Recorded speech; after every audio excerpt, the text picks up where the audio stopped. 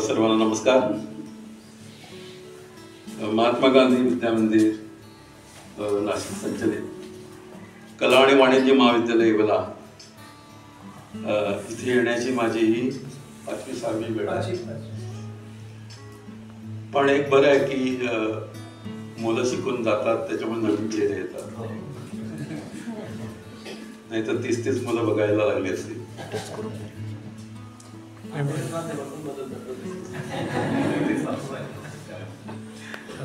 अत्र्यांनी भाषण केलं होतं कधीतरी की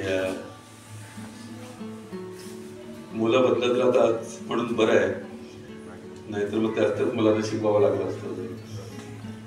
पण येवला हे गाव असं आहे की तिथे रसिकता अशी खूप छान बनलेली आहे. त्याच्यामुळे दाद द्या, क्या बात है म्हणा, वा म्हणा असं सांगावं लागत नाही. तर ते एक कारण असं आहे की हे तुम्हाला कविता नावाची गोष्ट खूप छान समजते सुद्धा. त्याचं कारण इकडची मराठीची जी परंपरा आहे ती अगदी गमेसरापर्यंत आलेली आहे की उत्तम मराठी कसं शिकवलं जातं, उत्तम कसं बोललं जातं. म्हणजे आता बावळ सर बोलत होते तेव्हा मला वाटतं हे पण शिवाजीराव भोसलेंचे शिष्य विसरली काय, कारण एका शब्दाला अनेक प्रतिशब्द असं वापरत भाषण करणं अशी कला त्यांच्यापाशी आहे. असो असं म्हटलं तरी कवीनं म्हटलेलं आहे, म्हणजे मीच म्हटलेलं आहे की शब्द सुरांच्या काठामधून असे वाहते गाणे, शब्द सुरांच्या काठामधून असे वाहते गाणे, हृदयाच्या ठोक्यावर हलती जशी मनाची बाणी. या कवितेच्या वाटेवरती गाव तुझे लागेल अन शब्दांच्या समेसमेवर दाद तुझी मागेल. सूर तेच छेडता नव्याने बहरून खाई येणे, शब्द सुरांच्या काठामधून असे वाहते गाणे. एका अर्थानं मराठी कविता जी आहे ती अलीकडेच एक मराठी टाइम्स मध्ये मी लेख लिहिला होता. त्याच्यामध्ये मी म्हटलेलं आहे की आपली परंपरा सगळी जी आहे ती म्हणजे ज्ञानवांपासून जर का परंपरा म्हटली कवितेची तर त्याच्यामध्ये ओव्या आहेत, अभंग आहे, मग दिंड्या साख्या अशा पद्धतीची आहे, मग भारुडा आली विघ्नाथांची, मग आमच्या पंतकवींची शायरी आली, पोवाडे आले, लावण्या आल्या. तर थोडक्यात ती थोडीशी अशी लिरिकल परंपरा होती. आणि मग ती लिरिकल परंपरा साधारणतः स्वातंत्र्याच्या काळानंतर मर्ढेकरांनी जेव्हा लिहायला घेतलं तेव्हा ती थोडीशी ब्रेक झाली आणि मग गद्य पद्धतीनं, प्रोज पद्धतीनं किंवा गद्यप्राय अशा पद्धतीनं कविता सुरू झाली. म्हणजे सुसंगतीचा दागडो, सुजन वाक्य कानी पडो, कलंकमतीचा जडो, विषय सर्वथा नावडो, अशी एक लिरिकल रचना होती. ती जाऊन एकदम वेगळ्याच आभाळाला या चांदण्या लटकलेल्या आहेत. पूर्वी असे नव्हते. पूर्वी एक एक मोजताना मी तुझ्या डोळ्यापासूनच सुरुवात केली होती आणि तू फुलं जी उधळलीस रानवर त्याच्याही झाल्या मग चांदण्या आणि तुझ्या मिटलेल्या डोळ्यांच्या पापण्यांवर मी मोजायचं थांबलो होतो. अशा पद्धतीची गद्यरचना मराठीमध्ये रुजू झाली. अगदी सुदैवानं या दोन्ही परंपरांमध्ये मी असल्यामुळे किंबहुना या दोन्ही परंपरांचा अत्यंत अभिमान मला असल्यामुळे कधी कधी मी गद्य कविताही लिहितो, कधी कधी पद्य कविताही लिहितो, कधी कधी गझल सदृश रचना पण करतो, कधी अभंग लिहितो. आणि प्रोज नावाची जी गोष्ट आहे गद्यप्राय रचना ती सुद्धा मला जवळची आहे. तुम्हाला कदाचित माहित नसेल, डॉक्टर मसूर पाटील म्हणून इकडे मनमाड कॉलेजचे प्राचार्य होते. हे मराठीतले खूप मोठे समीक्षक होते आणि त्यांनी या सगळ्या गद्यप्राय कवितेवर खूप छान प्रकाश टाकला होता. तर त्याच्यामुळे त्यांच्या सगळ्या अभ्यासाच्या खाली आम्ही सगळे तयार झालेले असल्यामुळे दोन्ही पद्धतीच्या कविता मी लिहित असतो आणि त्याचा एक वेगळा आनंद मी घेत असतो. आज तुमच्याकडे येताना ते सगळं माझ्या मनात आहे आणि म्हणून नक्की काय म्हणावं, काय सांगावं तुम्हाला हे कळत नाही. पण तरुण चेहरे असल्यामुळे जरा बरं वाटते मला. खूपदा सगळी बुजुर्ग माणसंच असतात बसलेली आणि ते सवयीने वा म्हणत असतात. त्याच्यामुळे अत्यंत नवीन अशी वा जी असते, ज्याला आपण उत्स्फूर्त वा म्हणतो, त्या वाच्या शोधात आम्ही सगळे असतो. आज आता इथे आल्यावर मुली खूप मोठ्या प्रमाणात आहेत, त्याचा एक वेगळा आनंद मी व्यक्त करतो. आणि मी नेहमी एक गोष्ट सांगतो की माझी मुलगी जी अभिनेत्री आहे तर ती सिरियल मध्ये कामा बिमा करते आणि नॉर्मली आता अलीकडच्या मुलींना थोडासा ऍटिट्यूड असतो बघा, है ना. वडिलांची बोलताना नेहमी आम्ही नाही जा बघता असं म्हणतात. त्याच्यामुळे तिला पुढे बोलायला किती मी येणार नाही, मला शूटिंग आहे, मला ऑडिशन आहे, मला अमुक आहे तमुक आहे असं करून टाळते मला. पण मी त्याचं वाईट वाटून घेत नाही. त्याचं कारण माझ्याकडे एक फार सुंदर कविता आहे, जे प्रदीप निफाडकर नावाचा मित्र आहे त्याची कविता आहे. काय कविता आहे की जागोजागी भेटत असते माझी मुलगी, जागोजागी भेटत असते माझी मुलगी, कोणाच्याही मुलीत दिसते माझी मुलगी, कोणाच्याही मुलीत दिसते माझी मुलगी. कर्जाचा हा डोंगर थोडा हलण्यासाठी, अलीकडच्या मुली काय करतात, कर्जाचा हा डोंगर थोडा हलण्यासाठी मुलासारखे राबत असते माझी मुलगी, मुलासारखे राबत असते माझी मुलगी. चित्र काढते, पोळ्या करते, गाणी गाते, दुःखालाही खुशाल पिसते माझी मुलगी, दुःखालाही खुशाल पिसते माझी मुलगी. म्हणजे आता मी त्याविषयी बोलत नाही, पण अलीकडच्या मुलींना सगळं करावं लागतं. त्यांना ग्रॅज्युएट व्हावं लागतं, पोस्ट ग्रॅज्युएट व्हावं लागतं, MBA करावं लागतं आणि इतकं सगळं केलं तरी पोळ्या लाटता आल्या पाहिजेत असं पण एक असतं. त्याच्यामुळे चित्र काढते, पोळ्या करते, गाणी गाते, दुःखालाही खुशाल पिसते माझी मुलगी. घरी यायला मला जरासा उशीर होता, आई सोबत जागत बसते माझी मुलगी, आई सोबत जागत बसते माझी मुलगी. आठवते मज माझी आई अशीच होती, जेव्हा माझे डोळे पुसते माझी मुलगी, जेव्हा माझे डोळे पुसते माझी मुलगी. आणि तिला न्यायला राजकुमारा उशिरा येतो. अनेक वडिलांना काय वाटतं की आपली मुलगी घरातच राहावी, तिच्यामुळे घर छान आनंदी असतं, बहरत असतं, लहरत असतं. ती जाऊ नये. मुलीच्या लग्नाची वेळ आली की सगळ्यात जास्त त्रास होतो तो वडिलांना, पण त्यांच्या दृष्टीने खूप छान काय जे असतं ते मुलीच्या रूपाने घरात असतं. त्याच्यामुळे ती असं म्हणते की तिला न्यायला राजकुमारा उशिरा येतो, तिला न्यायला राजकुमारा उशिरा येतो, अजून मधला अल्लड दिसते माझी, अजून मधला अल्लड दिसते माझी. तर अशा पद्धतीची कविता असल्यामुळे मग बरेच प्रॉब्लेम सॉल्व्ह होतात. आता खरं ही कविता म्हटल्यावर मला वाटलं मुली खूप टाळ्या बिळ्या वाजवतील, मुली एकदम गंभीर तरी झाल्या असतील तर मग झाले. कारण तुम्ही सगळी जी दाद देणार असं मला वाटत होतं, ते सगळे घेऊन बावळसरच देतो. आणि हे दाद देण्याच्या बाबतीत पण मला खूप विचार करावा लागतो. कारण खूपदा असं बावळसरांसारखे खूप असे उत्कट आतुर असे असतात ना, तर ते दाद देतात आणि बाकीचे लोक गप्प गप्प असतात. त्याच्यामुळे मग दाद देणारा एक जण कोण असतो, क्या बात म्हणणारा, त्याच्याकडेच लोक बघायला लागतात. मग हळूहळू तो पण बंद होतो. तर दाद देणं म्हणजे खूप चांगली गोष्ट आहे. तुम्हाला सांगतो, दाद देणं याचा अर्थ तुम्ही स्वतः तुमच्या सगळ्या आपल्या इंद्रियातल्या संवेदनाच्या जे पॉइंट असतात त्यांना जागं करणं असं आहे. एकाच वेळी तुम्ही ऐकण्यासाठी तयार असतात, एकाच वेळी तुम्ही हृदयामध्ये जे काय चाललेलं असतं उलघाल, ती उलघाल सुद्धा तुमची चालू होते आणि त्याच क्षणी तुम्ही समोरच्या माणसाला दाद देऊन आपल्या मनात काय चालतंय ते सुद्धा सांगत असतात. त्याच्यामुळे दाद देण्याचा हा संस्कार फार छान संस्कार आहे. आपल्याकडे गप्प बसणं हा संस्कार शिकवलेला आहे. काही पण झालं की गप्प बसायचं. त्या आचार्याचे एका ठिकाणी भाषणाला गेले होते आणि कोणीच दाद देत नव्हतं. उत्तम भाषण केलं त्यांनी आणि कोणीच दाद देत नव्हतं. अत्रे जेव्हा सगळे सह्या घ्यायला आले ते म्हणले कसं झालं भाषण माझं? ते म्हणले काय बोललात तुम्ही विनोदी, बापरे. ते म्हणलं विनोदी बोललं मग हसत का नव्हता तुम्ही? ते म्हणले आम्हाला सरांनी सांगितलं होतं पाहुण्यांना हसू नये म्हणून. तर असं फार ठिकाणी होतं. खूप ठिकाणी सिनियर मंडळी बसले, म्हणजे आता गमे सर बसले, कोकाटे सर बसले, तर मग त्यांचा एक घात असतो ना संस्थांच्या माणसांचा, त्याच्यामुळे पण लोक टाळ्याबिळ्या वाजवत नाही. सरांना काय वाटेल, सरांना काय वाटेल. म्हणजे मी एका कॉलेजमध्ये गेलो होतो, आमचा मित्र जो होता छान छान दाद देणारा, क्या बात आहे अरुण, क्या बात आहे अशोक, असं बोलणारा, त्याच्या कॉलेजमध्ये गेलो आणि असा पुण्यात बसला होता. त्यांनीच बोलवलं होतं आम्हाला कार्यक्रम करायला आणि अजिबातच दाद देत नव्हता. तर आम्ही पण असेच एकदम ठरवलं, म्हटलं काहीतरी गडबड झाली आपली.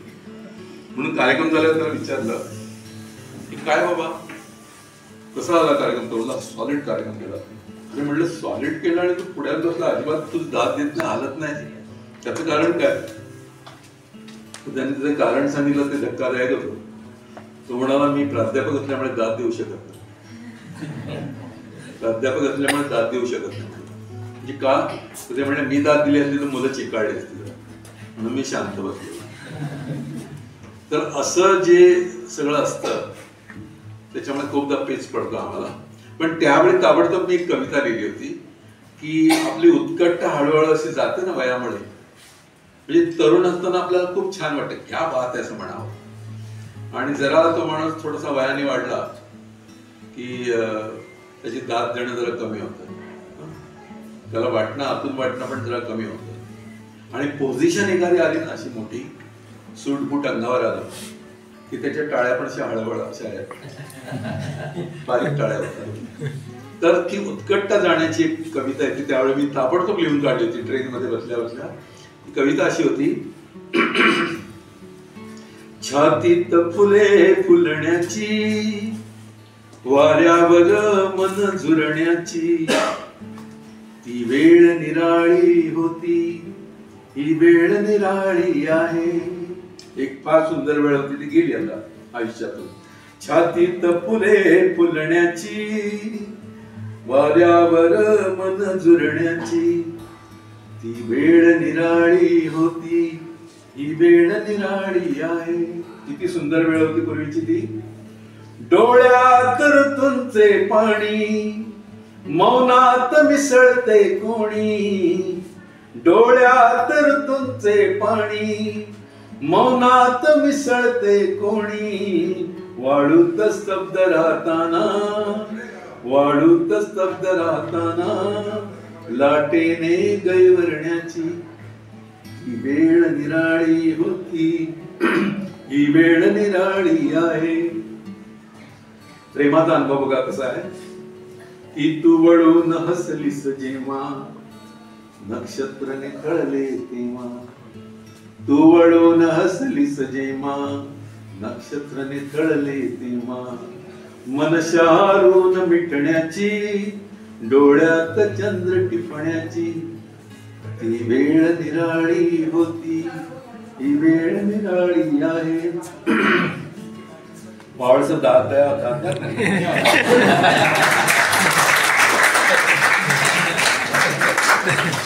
तुम्ही खरं तर म्हणजे कवीचं मरण जे असतं ते दोन पद्धतीने वर्णन असतं. अशी दाद मिळाली नाही की मेला तो ठार, आणि चुकीच्या ठिकाणी दाद आणखी. कारण सगळे शब्द त्याने असे खूप प्रेमाने जमवलेले असतात, सगळी मांडणी केलेली असते आणि मनातलं अत्यंत उत्कट उत्कट असं त्याने जपलेलं असतं एकत्र. आणि ते जर का समोरच्याला समजतच नसलं तर त्याला भयंकर त्रास होतो. आणि समजत असून कोणी दादच देत नसला तो भयंकर त्रास होतो. तर सुरेश भट नेहमी म्हणतात की हे तुझे अशा वेळी लाजणे बरे नाही, चेहरा गुलाबाने झाकणे बरे नाही. हे तुझे अशा वेळी लाजणे बरे नाही, चेहरा गुलाबाने झाकणे बरे नाही. ऐक तू जरा माझे सोड मोह स्वप्नांचा, आजकाल स्वप्नांचे वागणे बरे नाही. मोकळे हो, मोकळे हो, जीव एकमेकांचा जाळणे बरे नाही. तर तुम्हाला तर परत परत तसं सांगू काय कळत नाही. पुण्यामध्ये फार प्रॉब्लेम होतो. पुण्यामध्ये ती शेजारच्याला विचारतात दात द्यायची का, आणि तोही माणूस पुणेकर असल्यावर तो काय सांगतो की 4-5 कविता जाऊ दे मग सुरुवात कर. तोपर्यंत मेलाच. पुण्यामध्ये दात मिळवणं फार कठीण गोष्ट आहे. पण पुण्यामध्ये जे तयार होतात ते सगळीकडे दात द्यायला तयार होतात. या कॉलेजचा अनुभव पण छान आहे. जेव्हा कॉलेजमध्ये आम्ही जेव्हा पहिल्यांदा कार्यक्रम केला तेव्हा तो खूप छान कार्यक्रम झाला आणि मुलांनी खूपच उत्साहाने प्रतिसाद दिला. आणि बाहेर आल्यावर सर म्हणाले की तुम्ही जिंकलात. म्हणलं का जिंकलो? ते म्हटले इकडची मुलं आहेत, ती मुलं प्रत्येक, आमच्याकडे असा इतिहास आहे की ती पाहुण्यांना पळवतात. तुम्ही पहिल्यांदा अशा की तुमचा कार्यक्रम आहे. त्याच्यामुळे दाद देणं ही खूप छान गोष्ट आहे. आणि ती जर का होत नसेल तर कम्युनिकेशन सगळं होणं फार कठीण गोष्ट आहे. आणि हे दाद देण्याचं सगळं प्रकरण आहे ना, ते तुम्हाला सांगू इंटेलिजन्सवर पण अवलंबून आहे. की फार पूर्वी अनंत काणेकर होते, त्यांनी त्यांच्या मामांना कविता ऐकून दाखवली. कोणाची? गदी माडगुळकरांची. रानात सांग कानात आपले नाते मी भल्या पहाटे. काय गोड कविता म्हणजे, रानात सांग कानात आपुले नाते मी भल्या पहाटे येते. पाण्यात निळ्या गाण्यात भावना हलते हळूहळू कमलिनी फुलते. रानात सांग कानात आपुले नाते मी भल्या पहाटे येते. आता एवढी चांगली कविता, एवढा सुंदर त्याचा ताल, त्याचा सगळा आविष्कार, म्हणजे ऐकायलाच कानाला फार गोड लागतं ना. तरी पण त्या अनंत काणेकरांच्या मामाने त्याच्यात मिस्टेक काढली.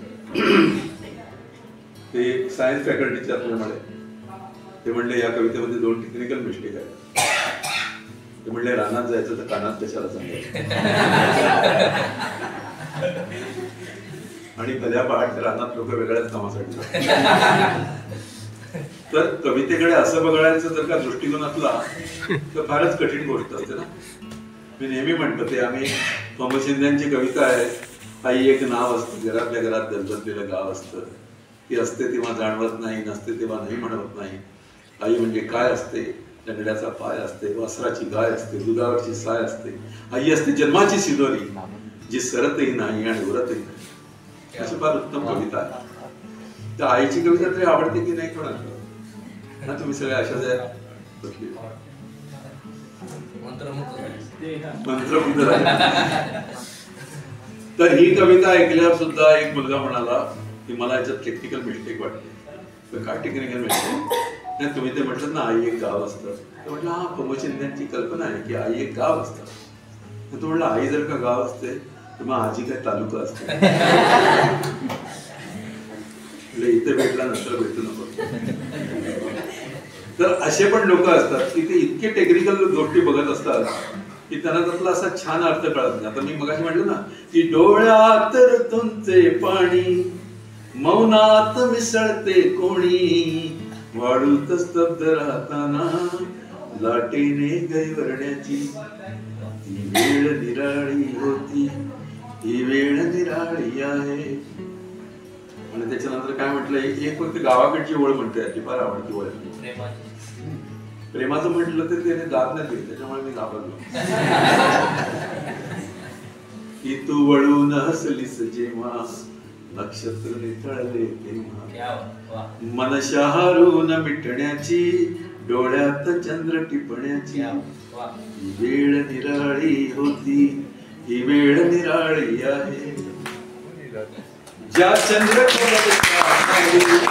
कोणी साध घातली ओली, ज्या चंद्र कवडशा खाली कोणी साध घातली ओली, मग चंद्र वळून जाताना, मग चंद्र वळून जाताना किरणात जळून जाण्याची ही वेळ निराळी होती, ही वेळ निराळी आहे.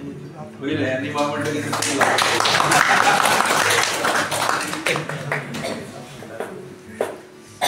एक गावाकडची फक्त ओळ आहे, ती तुम्हाला ऐकवतो. मग अशी तुम्हाला अनेक वेळा सांगतो आधी की गावातून अशी माणसं निघून जातात ना नोकरी निमित्त शहरामध्ये, आणि घरं रिकामी राहतात. ती घरं रिकामी राहिली की आपल्याला फार वाईट वाटतं. मग ते बघून मला एक ओळी सुचली असे की गावाच्या सीमेवरती जगण्याच्या कायती, गावाच्या सीमेवरती जगण्याच्या कायती, त्या कौलारू स्वप्नाना, त्या कौलारू स्वप्नाना आयुष्यदान देण्याची वेळ निराळी होती, ही वेळ निराळी आहे. आणि आता फार आवडता शेर आपला पुढे की हे गाणे जे मालिले मी खूप मला आठवले, हे गाणे जे मालिले मी खूप मला आठवले, शब्दास हाक देताना, शब्दास हाक देताना आतून ते होण्याची वेळ. साधारणतः कविता संपल्यावर टाळी वाजवण्याचं जे प्रकरण आहे ना, ते आपण ब्रिटिशांकडून शिकलेलं. ती मध्ये बाहेर म्हणत नाही, एकदम शेवटी आणि इकडे कविता असा उत्सुक असतो की आपल्या ओळीला कधी दाद देतात, त्याच्यामध्ये इंग्लिश मध्ये सोडा असो. पण या सगळ्या कवितेमुळे आपण श्रीमंत होतो ना. तर ते तुम्हाला काही उदाहरणं फक्त सांगतो. त्यातलं एक उदाहरण मी त्या प्रशांत असणाऱ्याची कविता म्हणता नेहमी, छोटीशी कविता म्हणून मला ती म्हणायची वाटते की मुलगा म्हणाला आईला दिव्याची वात जरा मोठी कर, मला वाचता येत नाही. मुलगा म्हणाला आईला दिव्याची वात जरा मोठी कर, मला वाचता येत नाही. वडील म्हणाले वात जरा कमी कर, मला झोप लागत नाही. वडील म्हणाले वात जरा कमी कर, मला झोप लागत नाही. रात्रभर बिचारी दिव्याची वात कमी जास्त करत राहिली, रात्रभर बिचारी दिव्याची वात कमी जास्त करत राहिली. आयुष्यभर दोघांमध्ये वातीसारखी जळत राहिली.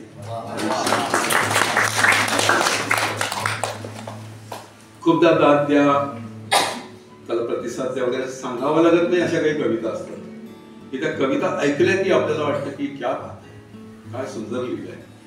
जसं मी आमच्या शंकर वैद्य सरांच्या ओळी म्हणतो की मी मावळताना देशी पाहिला होता, मी मावळताना सूर्य देखील होता, मी मावळताना सूर्य देखील होता, मी मावळताना चंद्र पाहिला होता.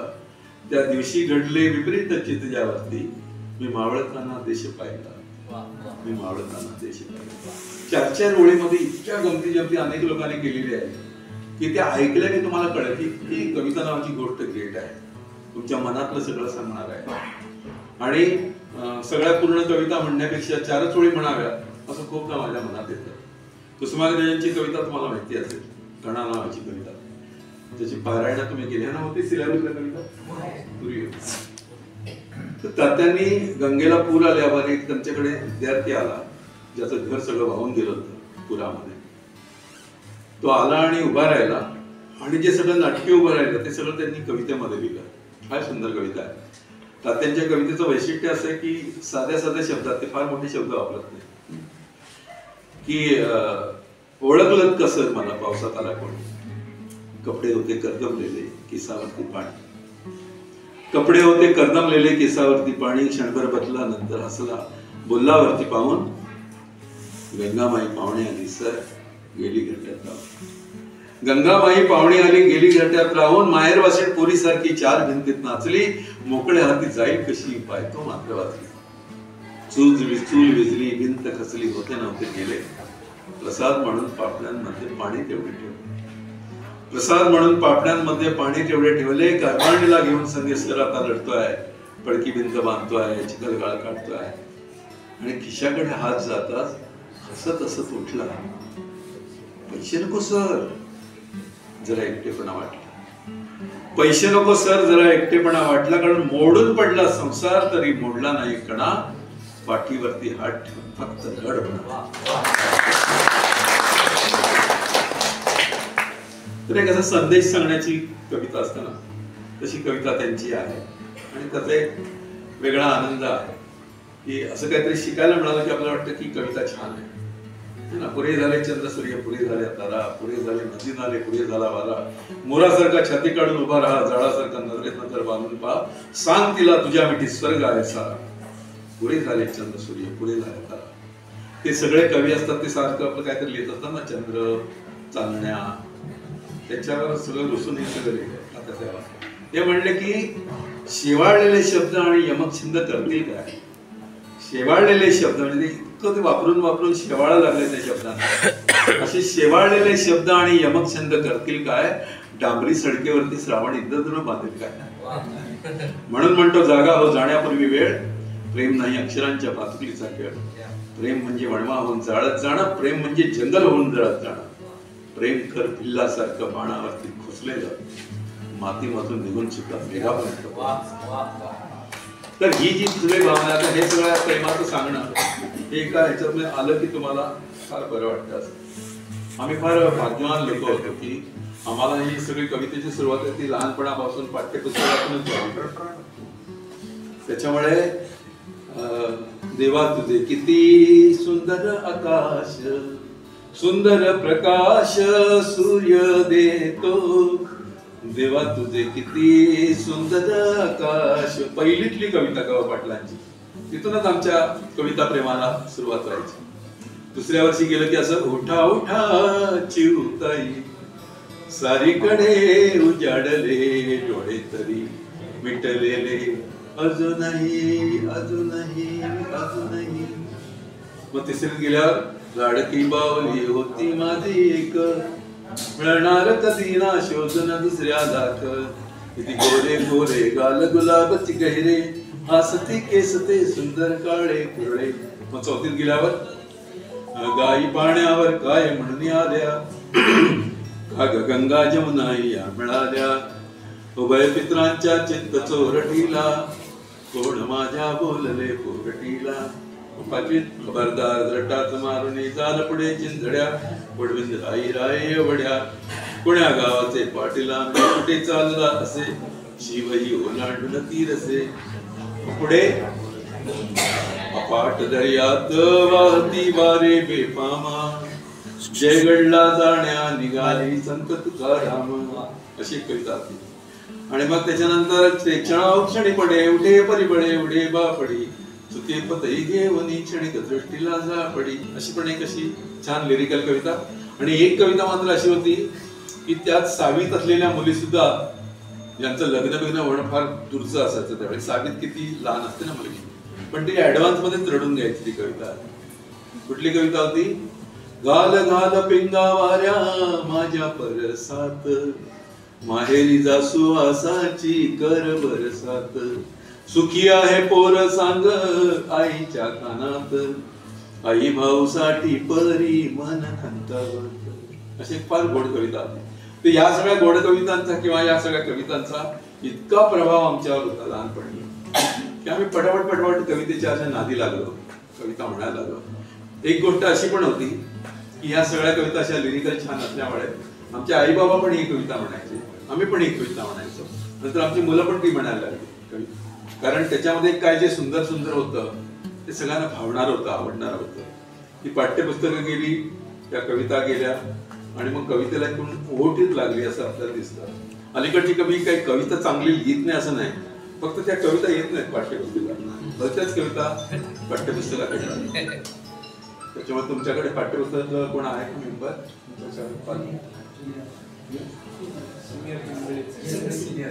नाही नाही असं नाही, पाठ्यपुस्तक मंडळात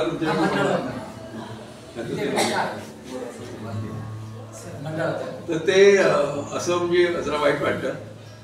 पुष्पाभावेबाई मात्र असं म्हणतात की आता प्रॉब्लेम मराठीचा असा झालेला आहे की आजी काय बोलते ते नातीला कळत नाही आणि नात काय सांगते ते आजीला कळत नाही. कारण आजीचं माध्यम वेगळं आणि नातीचं मीडियम वेगळं, असं प्रॉब्लेम झाला. पण ठीक आहे, मला तरी सुद्धा वाटतं की कविता नावाची गोष्ट याच्यासाठी जिवंत राहिली पाहिजे की हे सगळं जगातलं मार्दव आहे, सगळ्यात जगातली नाजूकता, जगातला हिरवेपणा हा सगळा तुम्हाला कळला पाहिजे.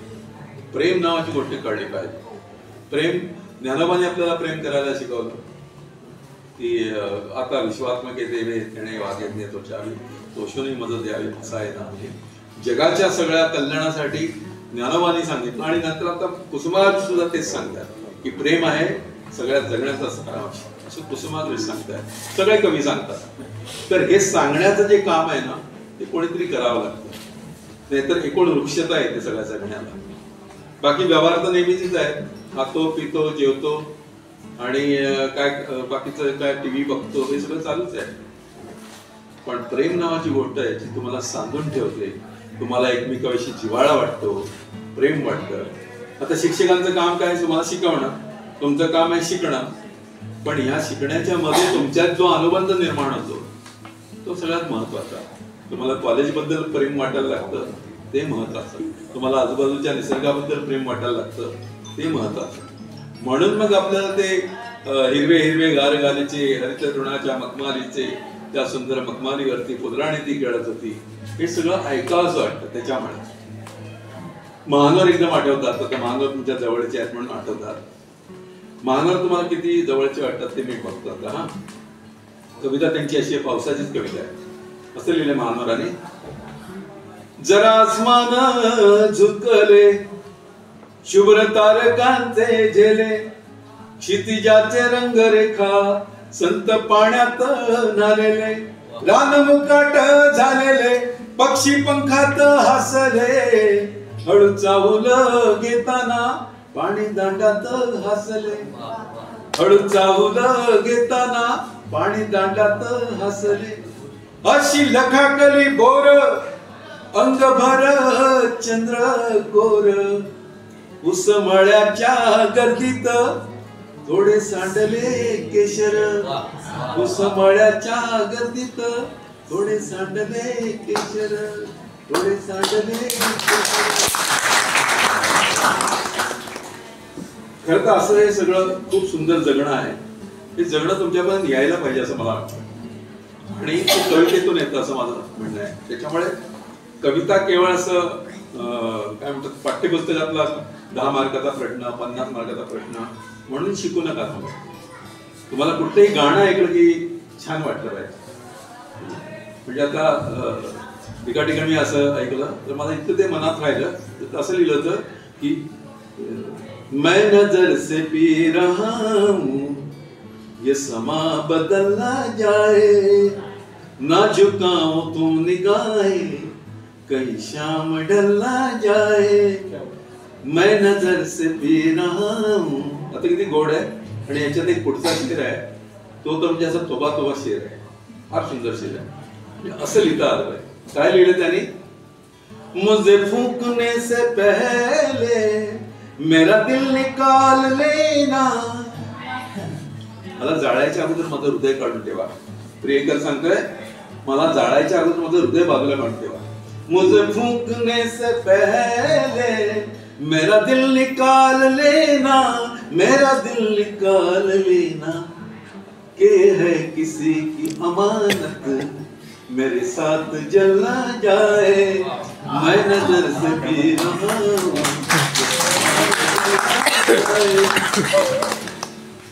तर हे सगळं कशासाठी मी सांगतोय की अशा अशा काहीतरी सुंदर सुंदर गोष्टी आहेत या सगळ्या कवितेमध्ये अशा लपलेल्या असतात आणि त्या तुम्हाला मिळणं किंवा त्याला कळणं. तुम्हाला अभ्यास तर काय नेहमीचाच आहे, बाकीचं आयुष्य नेहमीच आहे. पण आयुष्य सुंदर करायचं असेल तर अशा पद्धतीच्या गोष्टी आपल्या जवळ असायला पाहिजे. सायन्स फॅकल्टीची मुलं असतात, कॉमर्स फॅकल्टीची मुलं असतात आणि आर्ट्स फॅकल्टीची मुलं असतात. तर हे सगळं कवितेचं देणं फक्त आर्ट्स फॅकल्टीच्या लोकांसाठी असं नाही, कॉमर्स फॅकल्टीच्या लोकांना सुद्धा ह्या गमती कळल्या पाहिजे. तर आयुष्यात मजा आहे. कॉमर्सच्या लोकांना सुद्धा या गमती सगळ्या कळल्या पाहिजे. तर उदाहरणार्थ मी कॉमर्सचा विद्यार्थी आहे तरी मला या गोष्टी कळल्या, त्याच्यामुळे मला जरा जास्तच बरं चाललंय. पण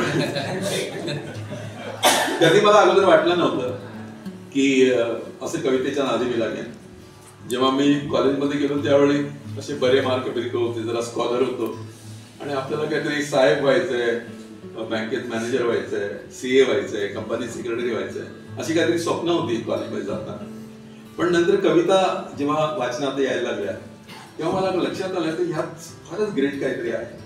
आणि मग हळूहळू माझं म्हणजे नोकरी करायला लागलो, नंतर नोकरी मिळाली, अनेक वर्ष नोकरीही केली. पण एक माझं मन सतत असं कवितेमध्ये घुटमळत राहिलं आणि त्याच्यामुळे या सगळ्या गोष्टी माझ्या मागे मागे आल्या आणि त्याच्यामुळे एका अर्थानं आयुष्य सुंदर होतं ना तसं सुंदर झालं.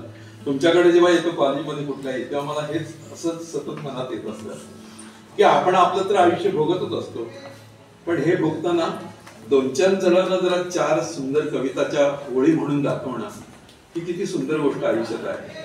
की तुम्ही मला बोलवता प्रेमाने, काहीतरी म्हणा असं म्हणता आणि मी ते म्हणतो, तुम्हाला आनंद होतो. आता काही लोकांना आनंद होतो, काही लोकांना त्रास होतो, पण त्याला नाही इलाज आहे. गाणं नावाची गोष्ट ऐकणारे असे औरंगजेब सुद्धा असतात. काय बरेच लोक असे असतात की त्यांना गाणं नावाची गोष्ट नाही आवडत किंवा सूर नावाची गोष्ट नाही आवडत. म्हणजे आमचे कवी पण आहेत त्याच्यामध्ये, तर ते त्यांनी अशी लिरिकल कविता बाजूला ठेवलेली आहे आणि फक्त गद्य कविता म्हणत असतात. पण मला नेहमी असं वाटतं की हे सगळं आहे गोड गोड म्हणून आपण आहोत. म्हणजे जेव्हा शिवरायांची एखादी कविता आपण ऐकतो की अलौकिक ज्याच्या बुद्धी कृपेने मुलुख हा मराठी उभा स्वाभिमाने, अशा थोर शिवबास स्मरता कधी किती धन्य वाटे तनाने म्हणा. असं जेव्हा आपण म्हणतो तेव्हा आपल्यालाच काहीतरी एक ग्रेट वाटायला लागतं. किंवा खूप सुंदर हिंदी गाणी म्हणताना, मराठी गाणी म्हणताना आपल्याला खूप सुंदर वाटायला लागतं. हे सगळं सौंदर्य, हे सगळं सुंदरपण कुठेतरी ठेवलेलं आहे, कोणीतरी लिहून ठेवलेलं आहे. परवा मी एक कविता वाचली, ती तुमच्यासोबत वयाची आहे. ही कविता अशी आहे की प्रेमात फार वेळा असं घडतं की प्रेमात पडायचं, तिच्या घराभोवती फिरायचं आणि एक दिवस तिच्या लग्नात जाऊन जेवायचं. प्रेमात फार वेळा असं होतं की तिच्यावर मरायचं, तिच्या घराभोवती फिरायचं आणि एक दिवस तिच्या लग्नात जाऊन जेवायचं. अशी खूप लग्न जेवले.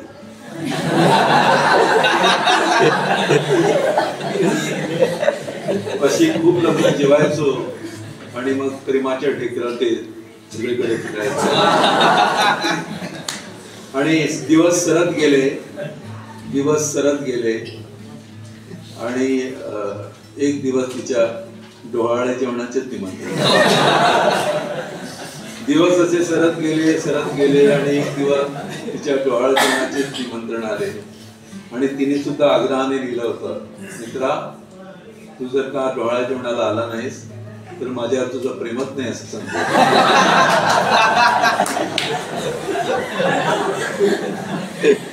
जीवनात तसंच होत असतं. तिच्यावर मरायचं, तिच्या घराभोवती फिरायचं आणि एक दिवस तिच्या गल्लीतून जाताना तिच्या मुलानं मला मामा म्हणायचं. तर हे सगळं कवितेमध्ये खूप आहे. त्या भाऊसाहेब पाटणकरांनी लिहिलेलं आहे. प्रेमाचे कसे प्रकार असतात बघा. एका ठिकाणी त्याने असं लिहिलं की तिरप्या तिच्या नजरेवरी बेहद्द झालो खुश मी, तिरप्या तिच्या नजरेवरी बेहद्द झालो खुश मी, हाय पण कळले मला ती ऐसेच बघते नेहमी.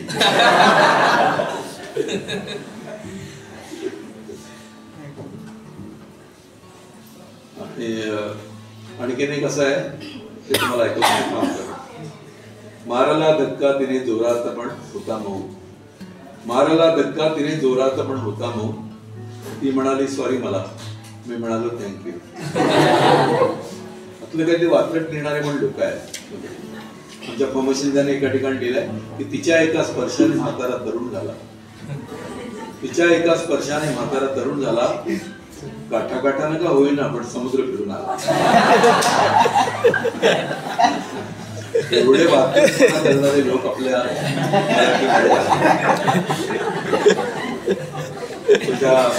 पाडगावकरांनी एका ठिकाणी दिला की एक होता पाववाला तो माझ्या गाववाला, एक होता पाववाला तो माझ्या गाववाला, एक जी बाई विकते भाजी ती माझ्या मित्राची आजी, एक जी बाई विकते भाजी ती माझ्या मित्राची आजी, आणि समोर जी दिसते सुंदर बाई ती अजूनपर्यंत माझी कोणीच.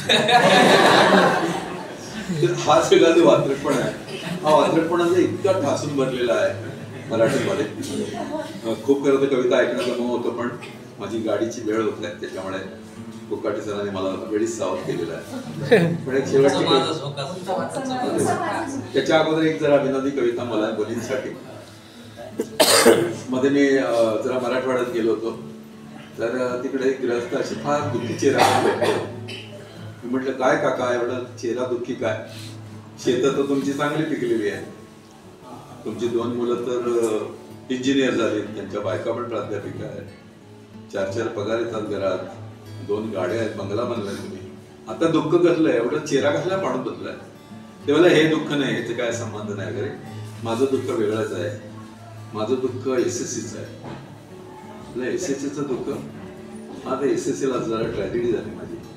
काय ट्रॅजेडी झाली म्हणलं, ऐक, लक्ष झालं की चांगलंच लागलेलं दिसते. एवढे वर्ष लक्षात ठेवले म्हणजे चालतं. जोरात ट्रॅजेडी असणार काय म्हणलं, ऐक.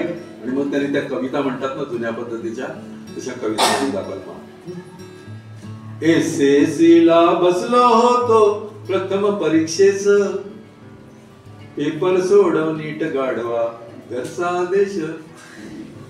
पेपर पहिला घंटा पहिली क्षण सुक्याचा, पण माझ्या पुढती नंबर होता शुभदा जोशीचा. केसाला मग हिसका देऊन सहजच सवयीने लिहू लागली शुभदा पेपर पानावर पाने. आणि मऊ रेशमी सुंदर मोहक केसांचा भार येऊन पडली सुंदर वेणी माझ्या बाकावर. 3 तास एक चित्त मी हो तिच्या शेपट्यात. 3 तास एक चित्त मी हो तिच्या शेपट्यात. आणि एकही ओळ लिहिली नाही उद्या पेपरात. शेवटची ती घंटा होत आलो भानावर. कळले आता जगणे आपले गावी खेड्यावर. कळला, रिझल्ट लागला तिकडे. केसाने त्या गळा कापला अलगदची माझा. केसाने त्या गळा कापला अलगदची माझा. आणि पिळीत बैलांच्या शेपट्या बसतो हा राजा. पिळीत बैलांच्या शेपट्या बसतो हा राजा. पण एवढीच काय ट्रॅजेडी नाही, ट्रॅजेडी याच्या पुढची आहे. त्याच्यासाठी काय ट्रॅजेडी आहे किती लागली असेल मला तुमच्या बघा. ते म्हणाले की शेतावरती मोठेवरती माझी उपजीविका. शेतावरती मोठेवरती माझी उपजीविका. शिक्षणास पारखा आज मी शुभदा प्राध्यापिका. तिकडे प्राध्यापिका झाली, हे इकडे राहिले शेतात राहिले, ती झाली तिकडे प्राध्यापिका. त्याच्यामुळे अलीकडे प्राध्यापिका कुठली पण बघितली नसती लांब केसांची वगैरे. मला उगाच वाटतं की मी कोणाला तरी शेतात पाठवलं.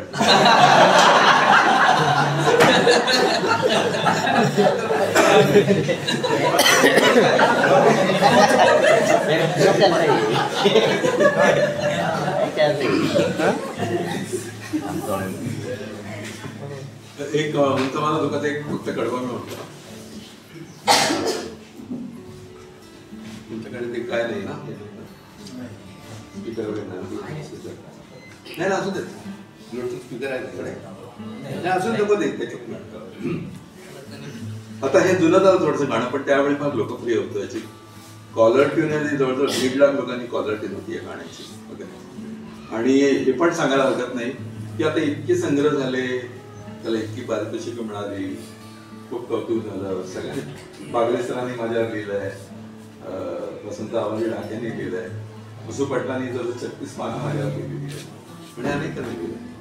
पण जास्त लोकप्रियता या गाण्यामुळे मला मिळाली.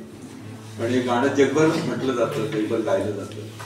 आणि कुठूनही आमंत्रण येतं, किंवा अरुण म्हात्रे म्हटलं की उंच माझा डोका, किंवा उंच माझा डोका म्हटलं की अरुण म्हात्रे, असं एवढं समीकरण. चाहूल होती गोवड्या पामुदी, माप मी ओलांडले अन दूध गेली भातुकली.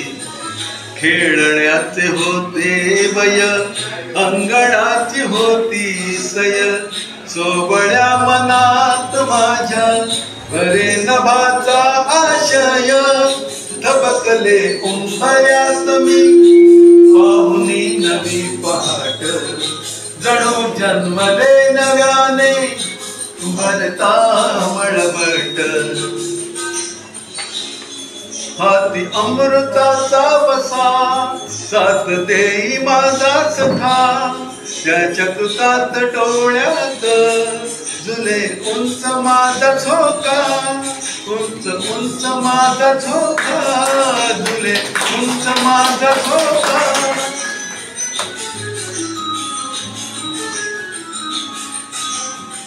दाटुनिया येत मेघ बरे आकाश ओंजळ माळही व्रताची जपता झाले घराचे देऊळ